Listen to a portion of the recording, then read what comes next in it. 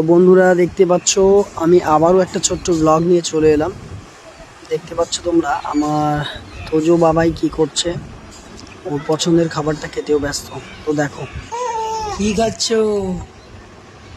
কাকাই, তুমি কি খাচ্ছ গো? এই অবস্থাকে কতটা কিউট লাগছে, এমনিতে কিউট, দেখতে থাক পারো।